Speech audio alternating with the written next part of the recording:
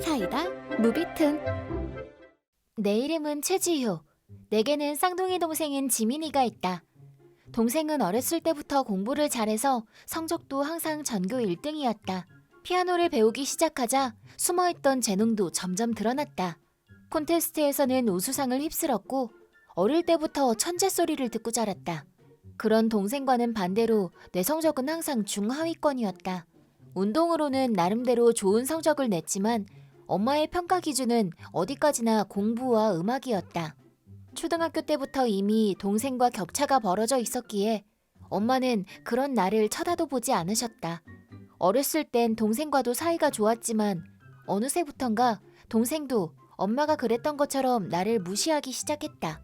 내 물건을 그냥 가져가고는 돌려주지도 않았다. 화장품, 옷, 가끔은 내 남친까지도. 하지만 엄마는 단 한 번도 내 편을 들어주지 않았다. 그래도 내가 비뚤어지지 않고 클 수 있었던 건 자상한 아빠가 계셨기 때문이다. 운동으로 좋은 성적을 받아온 날엔 오직 아빠만이 자랑스런 내 딸이라며 칭찬해 주셨다. 엄마와 동생도 아빠 앞에서는 착한 척 연기를 했기 때문에 아빠는 우리 사이의 불화를 전혀 모르고 계신다. 나도 자상한 아빠에게 걱정을 끼쳐드리고 싶지 않아서 말하지 않았다.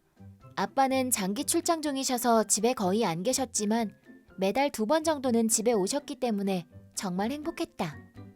하지만 엄마는 그이가 집에 오면 너무 피곤해. 안 와도 되는데 굳이? 그리고 집은 뭐 공짜로 오나? 돈도 많이 드는데 그 돈이 너무 아까워. 라고 투덜대며 아빠의 험담을 늘어놨다. 그런 가족이었기 때문에 나는 고등학교를 졸업하자마자 집을 나왔다. 파견이지만 일도 시작했다. 이제 나는 누군가에게 차별받고 누군가 내 물건을 빼앗아가는 일 없이 살 수 있게 됐다. 그쯤 되니 아빠도 어느 정도 그런 내 사정에 눈치를 채신 듯했다. 두 사람 몰래 내게 용돈을 주시기도 했고 나를 만나러 와주시기도 했다. 하지만 얼마 지나지 않아 아빠는 병으로 쓰러졌고 한 달도 안 돼서 돌아가시고 말았다. 엄마와 동생은 아빠의 유산 생각에 신나 있었다. 동생은 당시 음대에 다니고 있었는데 학비가 무지하게 비싸서 아빠가 병으로 쓰러졌을 땐 진지하게 자퇴도 고민한 적이 있다고 한다. 하지만 아빠가 돌아가시고 보험금이 나오자 다시 대학에 다닐 수 있게 됐다며 진심으로 기뻐했다. 그리고 아빠의 보험금 중 단돈 10원 한 장도 내게 떨어지는 건 없었다. 그로부터 6년이 지났다. 나는 아빠의 제삿날 외에는 엄마 집에 가지 않았다. 엄마, 동생과는 연락도 거의 안 하고 지냈다. 그러다 회사에서 알고 지내던 한 남자와 결혼을 하기로 해서 결혼 소식도 전할 겸 오랜만에 엄마에게 연락을 해봤다. 아, 네가? 엄마는 예상대로 축하한다는 말을 해주지 않았다. 그로부터 반년 후 결혼식까지 한 달 남은 시점에 동생에게 전화가 왔다.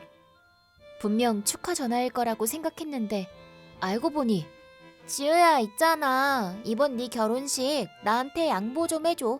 였다. 얘가 대체 무슨 말을 하는 거지? 나는 동생에게 다시 한번 물었다. 그러자 동생은 이상한 이야기를 하기 시작했다. 이 이야기는 반년 전으로 거슬러 올라간다. 엄마에게 내 결혼 소식을 들은 동생은 내 결혼 상대를 보기 위해 나인 척하고 우리 회사에 잠입했다고 한다. 그러자 곧바로 지효야. 라며 한 명의 남자가 말을 걸었다고 한다. 그 사람이 바로 내 남친 승환이었다고 했다. 처음에 남친은 나와 지민이를 헷갈린 듯 했지만 쌍둥이 동생임을 알게 되자 언니 일로 이야기하고 싶은 게 있다며 동생에게 식사를 권했다고 한다. 그렇게 두 사람은 넘지 말아야 할 선을 넘게 됐다고. 그게 진짜야? 나는 말문이 막혀버렸지만 동생은 이야기를 계속했다. 지효 네 잘못이지 뭐. 승환 씨가 나한테 신세 한탄하던데. 네가 좀처럼 밥일을 잘 안 해줘서 욕구불만 됐다고. 그리고 날 지효라고 생각하고 하면 죄책감 없이 할 수 있을 것 같다고 하더라고. 물론 맨입으로는 안 되고 사고 싶은 게 있으면 사주고 원한다면 돈도 얼마든지 주겠다고 그러길래. 승환 씨도 원하고 마침 돈이 필요했던 나한테도 딱 좋은 제안 같아서 하룻밤 자기로 한 거야. 그랬더니 승환 씨가 너무너무 기분이 좋았다면서 그날 바로 100만 원을 쏴주지 뭐야? 승환 씨 대박이지. 예상대로 부자더라고. 그래서 결국엔 일주일에 한 번씩 만났는데 승환 씨가 말하길 내가 좋아졌다지 뭐야. 애초에 지효를 만난 게 잘못이었다고 후회하더라고.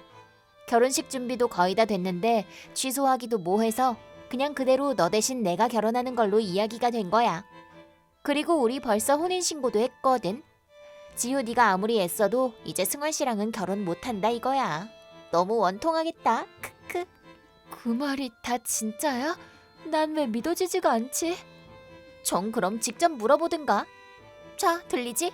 승환 씨가 이제 지효는 필요 없다고 하는 거? 뭐? 지금 승환 씨랑 같이 있는 거야? 같이 있어. 그것보다 이제 더 이상 네 남친이 아니거든. 그렇게 이름으로 부르지 말고 예의 좀 지켜. 뭐? 이름이라니?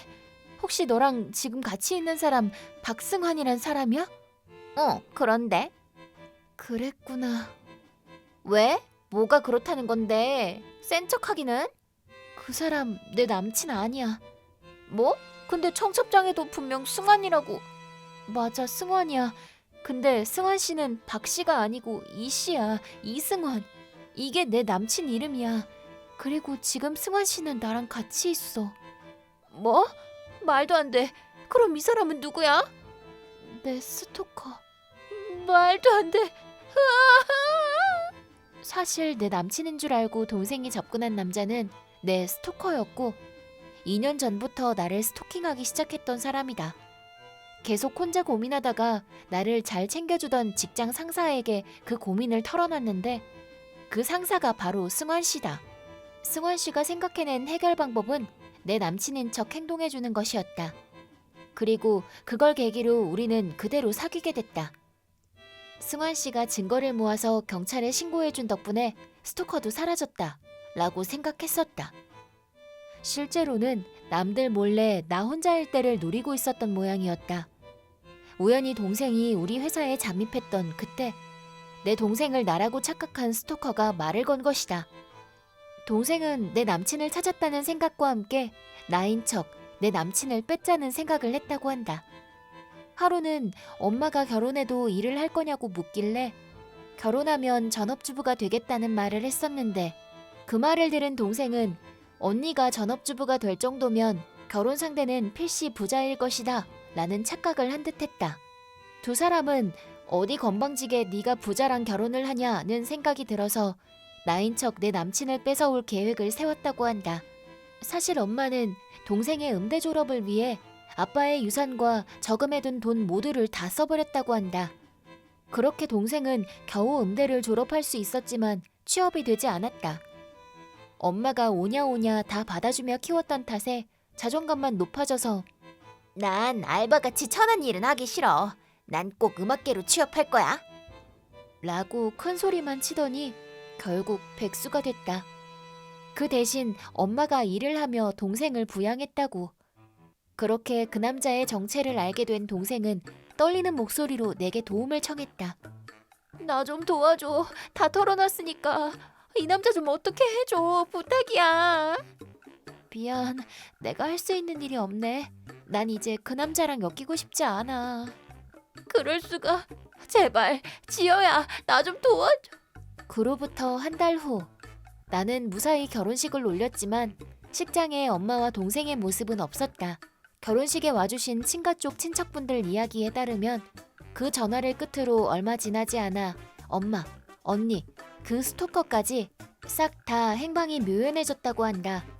아무래도 그 남자 나를 스토킹하기 위해 계속 일도 안 하고 은행 빚으로 생활을 해온 듯했다. 게다가 동생과 만나고 있을 땐 카드 돌려막기로 비싼 명품을 사주며 동생의 환심을 산 듯했다. 빚은 결국 3억 원까지 불어났고 현재는 사채업자들에게 쫓기는 비참한 생활을 하고 있다나 뭐라나. 동생은 곧바로 이혼하려고 했으나 결혼한 사실을 사채업자들에게 들켜서 이혼할 새도 없이 생명의 위협을 느끼게 됐다고 한다. 결국 두 사람은 숨을 곳을 찾아 목숨을 걸고 엄마 집으로 도망갔지만 사채업자들은 귀신같이 찾아왔고 이젠 엄마까지 사채업자들에게 쫓기는 신세가 됐다고 한다. 빚을 갚기 위해 집도 팔았지만 지은 지 30년 가까이 된 낡은 집에 입지 조건도 안 좋아서 할 수 없이 헐값에 팔게 됐다고 한다.